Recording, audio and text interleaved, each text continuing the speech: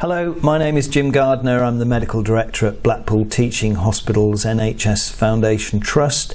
This is my COVID update on Wednesday the 24th of February. So the general message is one of, I suppose, continuous steady improvement as far as the number of COVID positive patients is concerned in our hospital. Today the data shows that we've got 57 patients who are positive within 14 days of their first swab, plus another 71 patients who are in hospital because of COVID. So that takes us up to 128 in total. This time last week the number was 153. And of the 57 who are within 14 days, 45 patients are on our general wards, 9 are in our critical care unit, and 3 of those patients are at Clifton. There are still a lot of patients who are COVID positive, who are in hospital because of COVID, who are still in critical care.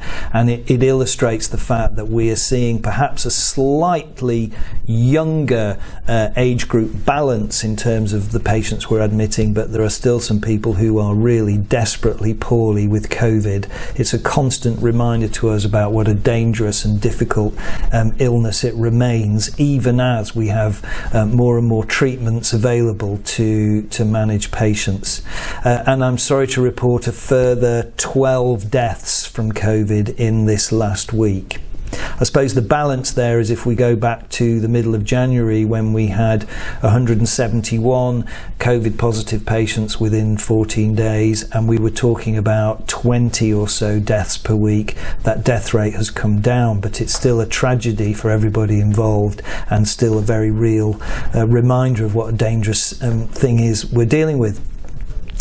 Community figures wise, they're coming down steadily, not as quickly as in other parts of the country. I think that's something to do with the way our population is structured across the Fylde coast. So for Blackpool, the figure per 100,000 is 131 compared to 154 last week. For Fylde, it's 129 compared to 155 the week before. And for Wyre, it's actually stayed the same at 112, although I can see that the positivity levels for the over 60s does seem to be dropping rather more quickly, and we're inclined to believe, aren't we, that that is a positive outcome from the vaccination programme, which has now been running for I suppose about 8 weeks, hasn't it? And very clear from all the messages that if you're in any of those at-risk groups for COVID immunisation, it's really important that you get your first jab now. We're very shortly going to start our second round of immunisations. Certainly in the hospital, we're picking that up from next week.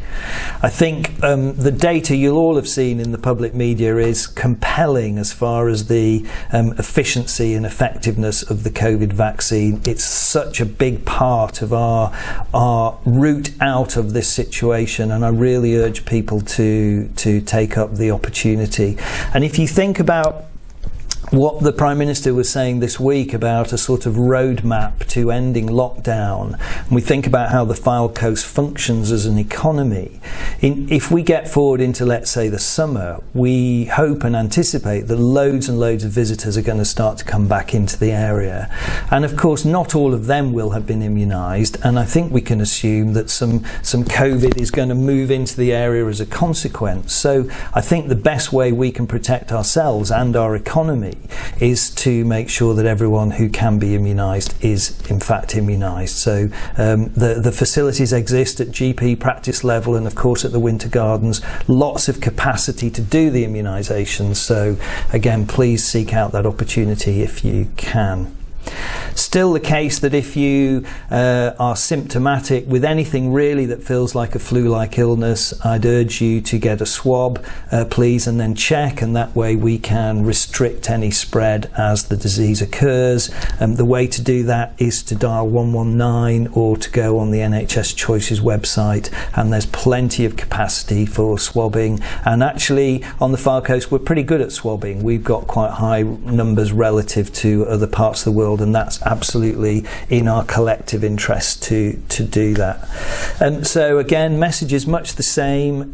We still need to maintain our vigilance. We need to do the hands, face, space protection as we've done for weeks and weeks and weeks. Perhaps